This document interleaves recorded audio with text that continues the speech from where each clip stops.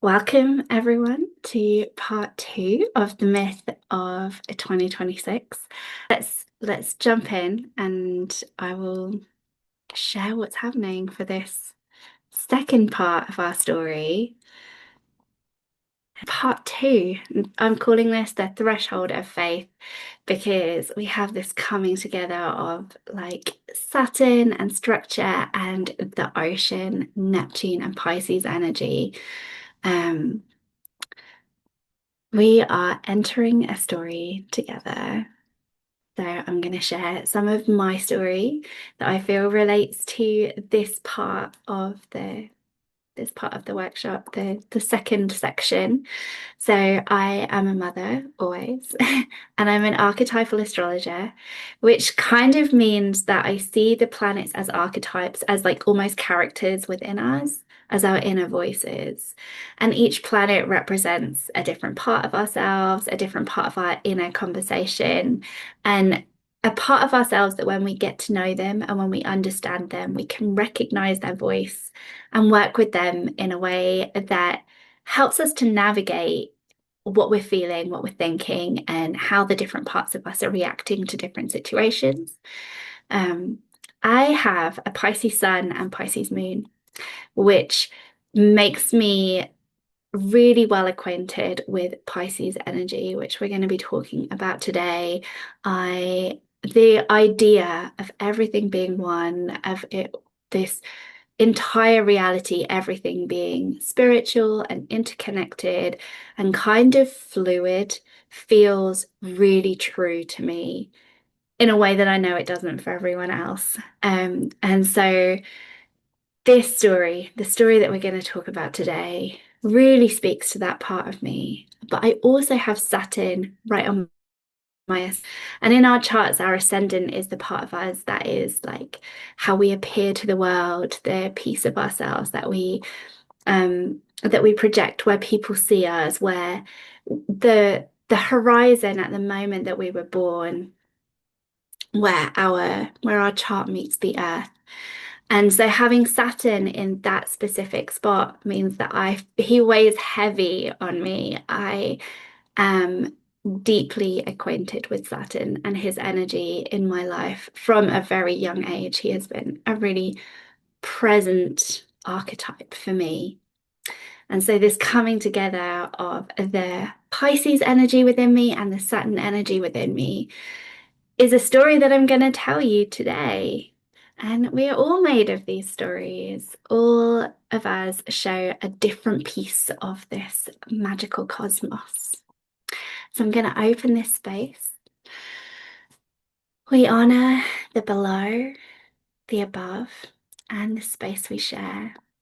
North, stone, east, breath, south, fire, west, water, and the center that each of us sits within. Mm. And so this story, our story today, begins between the eclipses.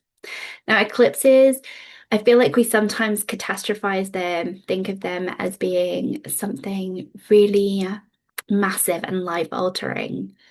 And that's true. But it's also true that they happen twice a year. Every 6 months, we're experiencing eclipses. And most of the time, we don't change our lives every 6 months. So they happen to us all of the time. And how they affect you is going to depend on how they sit in your chart, what your personal relationship is to them. And I know different people feel them differently. Our first eclipse this year is in Aquarius.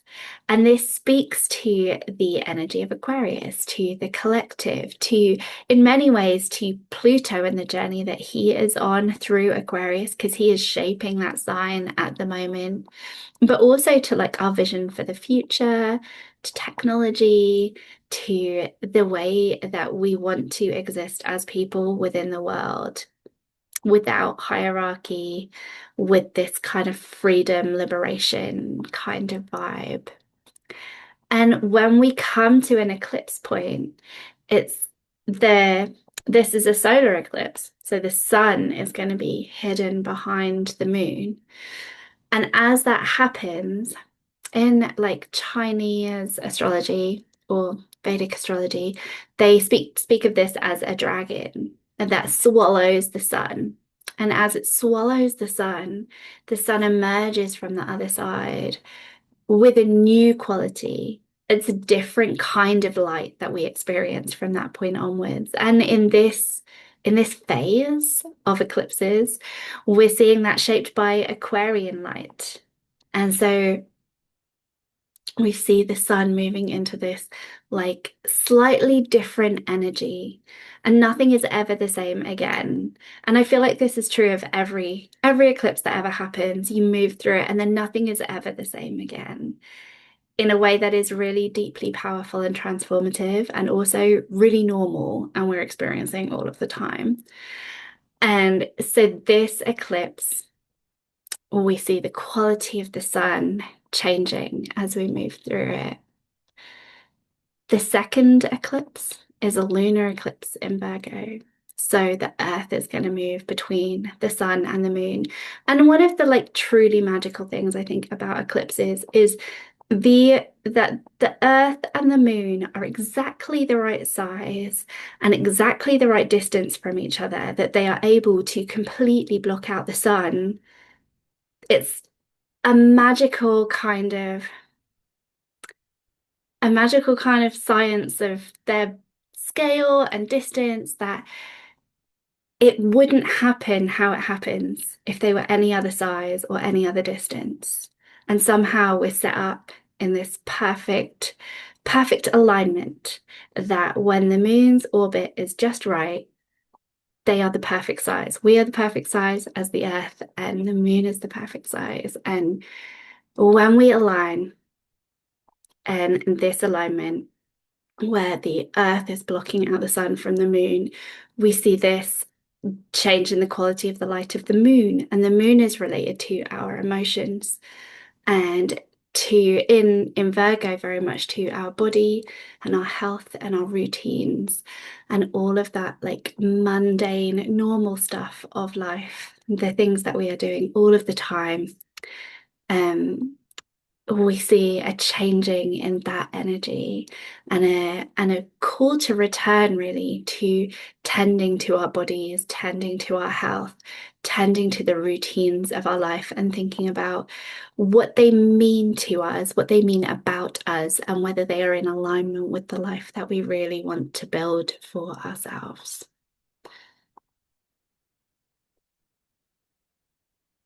And in this space, we meet Saturn. And in Greek mythology, his name is Kronos. He's the father of the gods of an older age, of the Titans.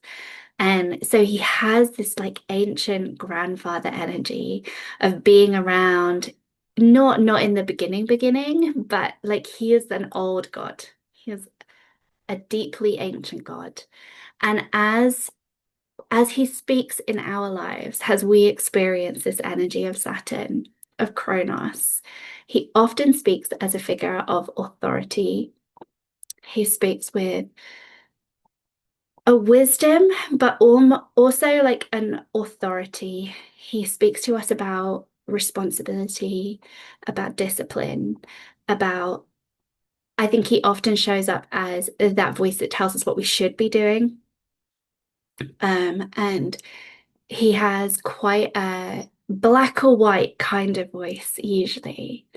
And so I thought in this moment, we could maybe close our eyes, take a breath, and allow ourselves to meet with Kronos, to meet with Saturn, to meet with our own inner voice of authority and structure.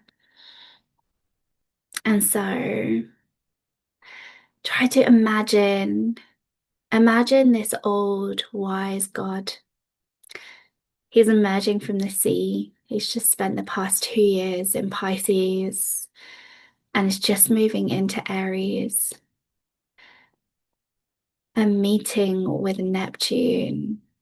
It's another kind of ocean that he's going to have to face, to work alongside. And this is not his favorite place to be. He doesn't work well with water. Saturn brings structure, brings rules, and water wants to go with the flow. You can't hold back an ocean. And as he's been moving through this ocean, this long, slow transit, there's this deep understanding within him that there is a time for all things, that there is a time to be with the ocean. There's a time to allow it to speak to the deepest parts of us. And so that's where he has been, allowing the ocean of Pisces, the ocean of Neptune, to speak to the deepest parts of him, to wear away hard edges, to speak to him of soft power, the kind of power that works over time, that works from a center of compassion and a deep belief in the connectedness of all things. And as he's been moving through that ocean, as he's been experiencing all of that deep, watery wisdom from the depths of the earth, he's going to emerge changed.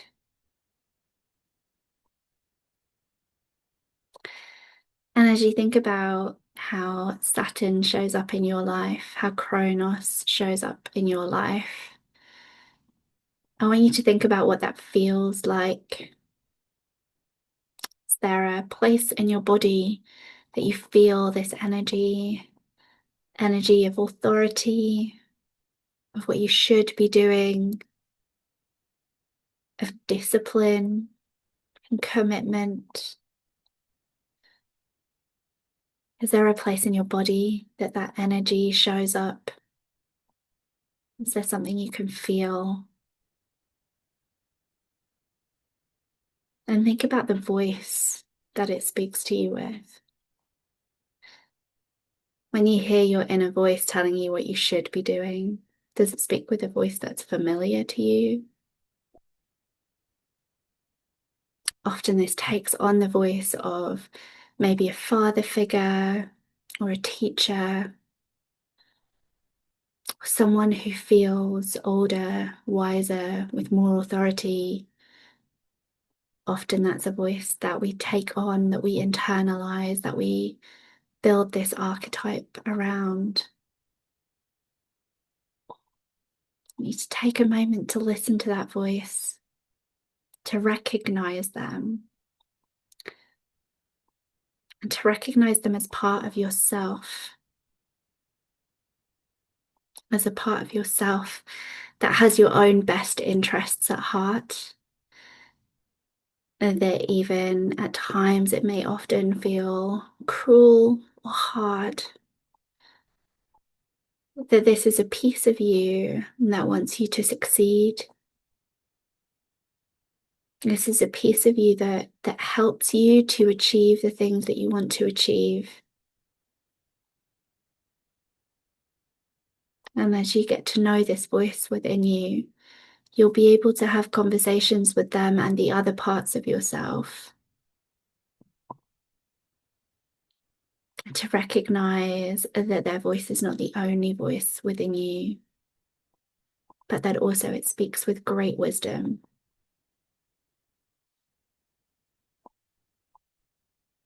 Mm.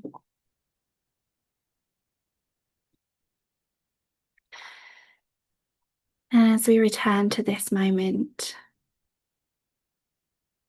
and see the journey that we are following Kronos on as he emerges from the sea, he's going to move into fiery Aries, a landscape that is ruled by Mars, that is shaped by fire and energy.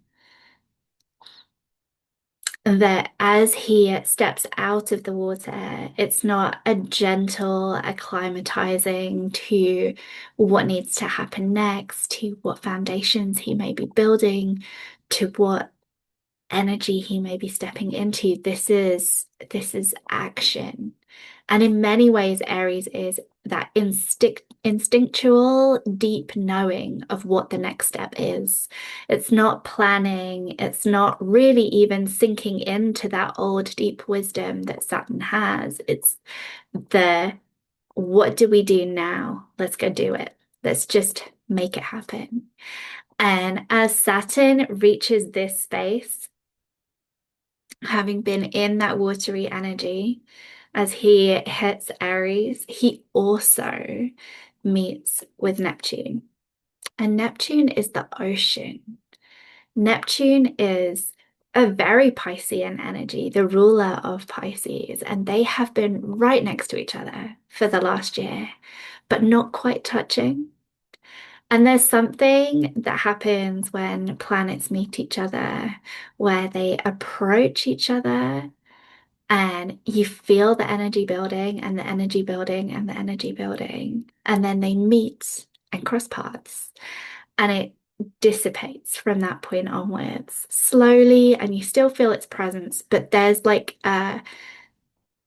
this has been a really long build up where they've been so close to each other for pretty much a whole year now. And they're going to meet each other towards the end of February. And we're going to see that all of that tension, all of the lessons that we've been learning and integrating are going to come to the surface. They're going to reach the peak of their expression.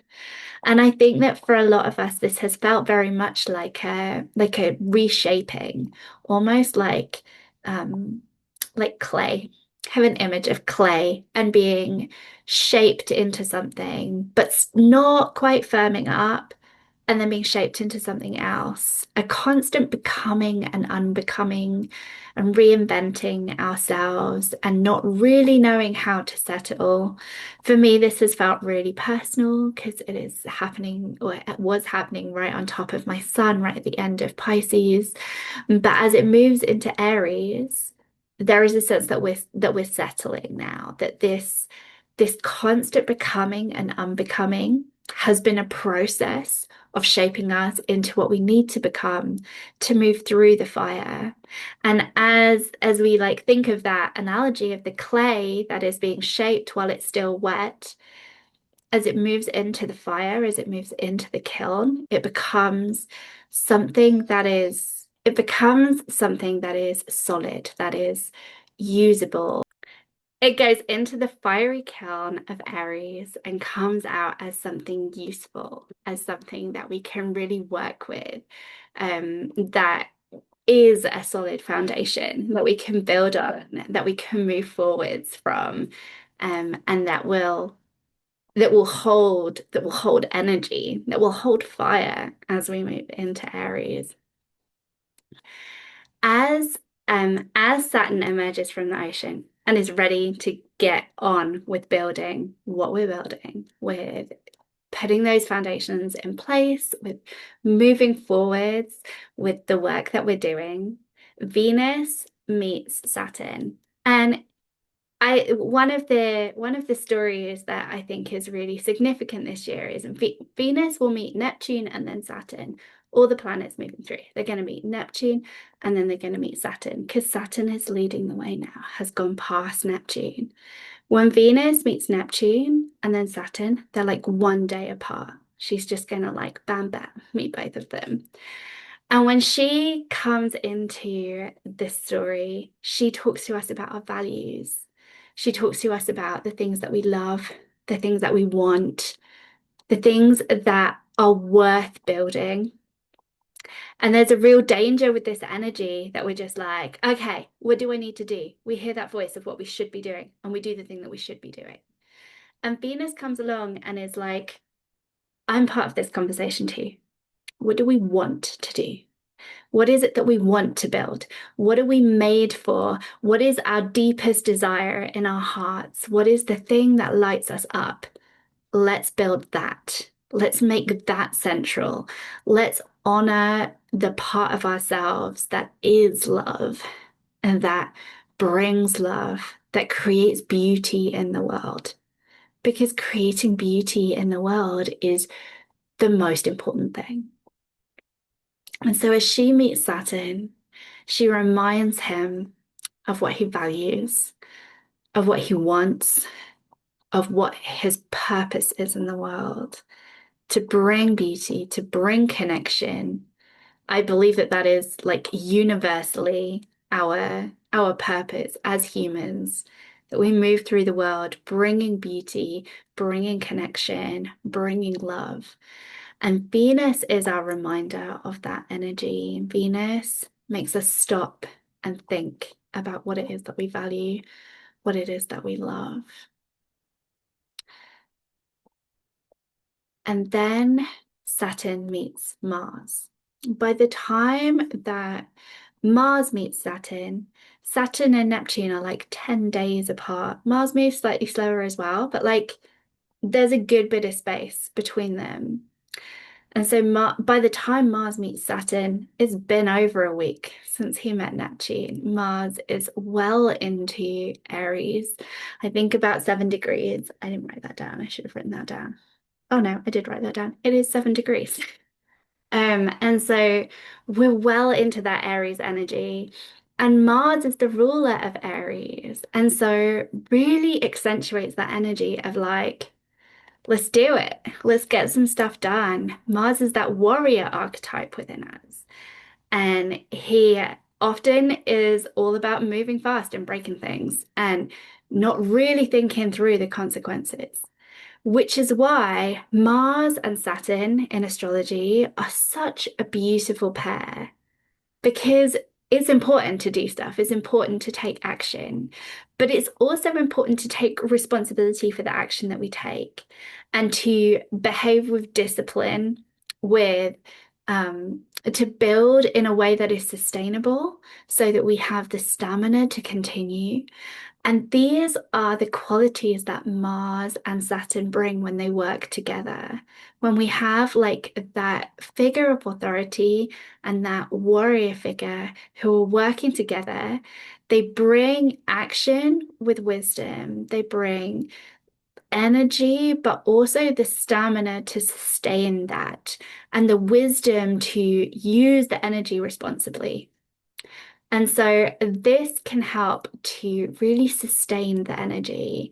These are like Venus and Mars really shape the journey or are really supportive energies to lean into as we go on the journey with Saturn through Aries, that remembering what it is that we value, remembering what it is that we love, and also like using the energy to move forwards, but also in a way that is sustainable, in a way that means that we can build something lasting, that we can build something over a long period of time, something really special, especially after that long period of being in that ocean energy of struggling to build, of not really having the like, having anywhere to put foundations down.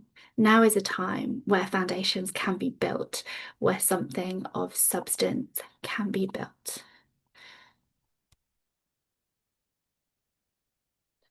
And so we see Saturn moving through Aries with real purpose, like speeding up, creating some distance from Neptune, creating something new, something bold, something that is filled with passion and that is built on values, hopefully. And that will that will hold all of the deep wisdom of that journey through Pisces, of that journey meeting with Neptune, like connecting with that intuitive energy of the water, and now being able to create some structure on the other side of it. A theme that we looked at in our last workshop, but I feel like it adds more context and depth in this one as well, was Mercury retrograde. So Mercury retrograde is going to happen alongside this. Where did I write that down? Mercury is retrograde from the 26th of February to the 20th of March. So right after that last eclipse. No, just before the last eclipse. The last eclipse is on the 3rd of March. So just before that last eclipse, he'll go retrograde, move back through Pisces and meet with the North Node. And this speaks to revisiting things, to reflecting on things, to not diving in straight away. And I think that that energy is really strong in this story, like that Saturn hits Aries, but also hits Neptune at the same time. That we have this fiery chance to move forward, but also we're called to reflect, to take a step back and to think about the story that we've just been in.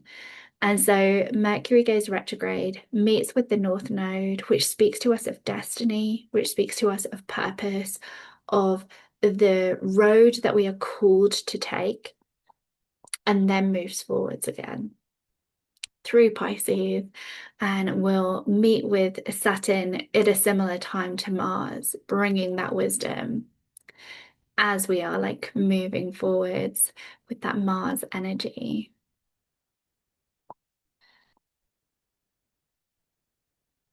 And and then we have the medicine of Virgo, that final eclipse, that brings this deep energy of returning to ourselves, of remaining grounded.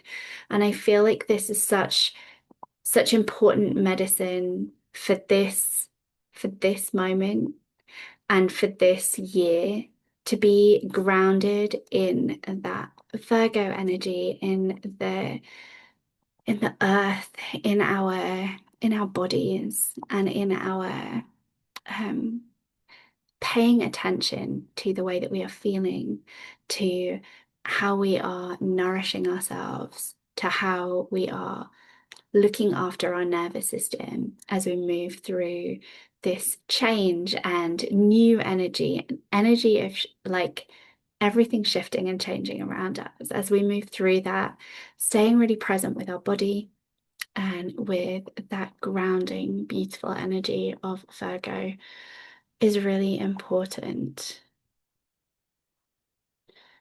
And so I have these journal prompts. If you would like to screenshot them, or yeah, feel free to use these journal prompts in your own time whenever feels good to you. And the planets are passing through you. They are voices within you. And this threshold is not a single moment. It's a year-long journey, and we walk it together. And so if you want to walk it with me, these are offerings that I'm available for. Can do anything from really quick chart readings where you send me your details and I will pre-record a reading for you, to like deeper chart readings where we can go over things together on Zoom, or longer containers through longer mentoring containers over 3 or 6 months, or like a 4-day telegram. Anyway, you can find that on my website. What we build next matters. And so now we are going to meet Maylisa's chart. This is a beautiful chart, like shared with us by Maylise, who is here if she wants to like chime in on anything. But I just wanted to explain to you what your chart is, and that is helpful with an example. So if you are new to astrology and this is your first time looking at a chart, we call this a natal chart. And I'm just going to explain what we're looking at here. You can create one of these by going onto any website that offers a free astrology chart, free natal chart. If you Google that, I'm sure you'll find something. This one is from astro.com, and also in French, because extra coolness. But also all of the like astrology bits are it's a language of its own. So it doesn't change anything if you create it in a different language. Um, so this chart shows where every planet was. These little glyphs here are the different planets on her chart, where they all were at the moment that she was born. This is her rising sign or her ascendant. And this is the where the sun rose, or not necessarily the sun, 'cause she was born at night, but like the point on the horizon um that the sun would rise over, that point on the horizon is her rising sign, and hers is in Scorpio. I There are certain charts that you can create that have the signs written on them, or I'm sure you can find a place where they're translated online, because it's a whole language to learn, isn't it, astrology? But this is Scorpio, her ascendant. And this is one of the pieces that you want to be looking for the first time that you look at your chart, the pieces that are going to really shape who you are and how you show up in the world. Your rising sign shows how you interact with people, how they see you, how like the filter through which the whole of your chart goes. So when people meet you, they might see your rising sign before they even recognize your sun sign. And so you'll find that on this point where it says AC on your chart. Pretty much any chart you see will have an AC on the ascendant. And then the other important points to look for are the sun, which is like a circle with a dot in the middle. And on astro.com, it has this handy dandy list of all of the little glyphs next to what they represent. So that's useful for finding out what they all mean. But your sun is going to be how you shine in the world, the energy um that radiates from you, like your truest purpose and your greatest joy in life will be expressed through your sun. And for Maylis, this is in Aquarius. The sign is Aquarius here. And the moon looks exactly how you'd imagine a moon to look. And Maylis's moon is in Virgo. This sign here is Virgo. And so we call these the big three often in astrology. Her sun is in Aquarius, her moon is in Virgo, and her rising sign is Scorpio. And I should also mention that to get your rising sign accurate, you need quite an accurate time of birth, because that will shift every couple of hours. And so if you're a couple of hours out, you might have a slightly different rising sign, and then all of your houses will be a bit off, which we'll talk about in a second. And the moon changes signs every like 2.5-ish days. So if your moon is like towards the end, you might have the wrong moon sign if you have the wrong time of birth. So trying to get as accurate as possible with your time of birth is really useful in like having an accurate chart. Most of the other planets are still going to be in similar places if you only know the day of your birth. But yeah, rising sign and moon, you kind of want to be quite specific on what time you were born. But let's talk about actually, let me tell you about houses as well. So on this inner ring here, you can see these numbers, 1, 2, 3. There's 12 houses around the outside. This is a Placidus chart. There are different ways of calculating houses in a chart, and all of them are correct. All of them are used by astrologers. None of them is going to give you wrong information, but they might give you slightly different flavors of information, and some of your planets will move into different houses if you use a different house structure. I'm just going to look at this chart and the houses that we're looking at here. So we've been speaking today about this Saturn and Neptune conjunction in Aries, right at the beginning of Aries. So this sign here is Aries. Looks supposedly like ram horns for Aries, the ram. And this conjunction is right at the beginning of Aries, so right here in the chart, which falls right in the middle of Maylis's 5th house. So you can search online for like what does the fifth house mean in astrology? But I'm going to talk about the fifth house because it's showing up here. So the fifth house is all about joy and creativity and that childlike expression, sometimes even relates to children. If you're like in a phase of life, transits to your fifth house can be a time when you have children or connect with your children in a different way. But yeah, often like brings up themes of joy and creativity and fun and those kinds of really beautiful, fun things that you might do with your life. So, a really supportive way for my lease to work with this transit would be to lean into that joyful energy, to build things that create joy for her, to think of ways that she can bring a sustainability to creative practices and also leaning into that intuitive piece as well.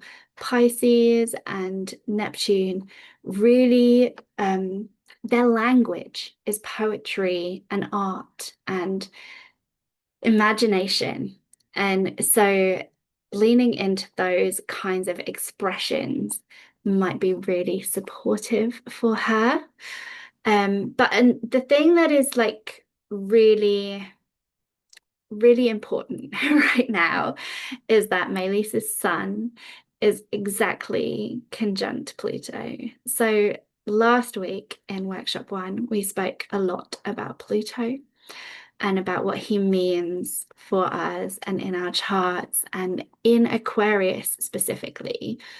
And Melis has Pluto transiting her sun right now, which is a really powerful moment, like once in a lifetime moment, but also a several years long transit as well. Pluto moves really slowly. So most of us are never going to experience Pluto on our sun because it's going to be 20 years before he gets to the end of Aquarius. My sun is like here. I'll be like 70s by the time that Pluto gets to my sun. And I'm sure I'll be thinking about very different things when I'm thinking about like what needs to change, what needs to die in my life right now. So the Pluto Sun transit is a massively transformative event that helps you to shed, I think in Aquarius, like really focusing on what is stopping me from fully expressing myself, from fully stepping into the freedom that is available to me. What am I prioritizing over my own sacred truth, my own inner expression? What parts of me am I not giving a voice to? And specifically with it being in the third house as well. The third house is all about our voice and our communication.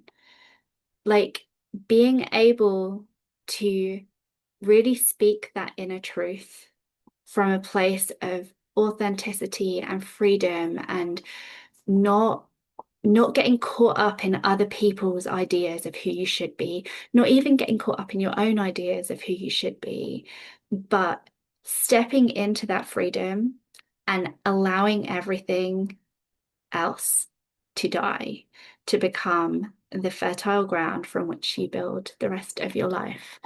And so, yeah, this is like such a powerful time and such a powerful chart to be looking at right now.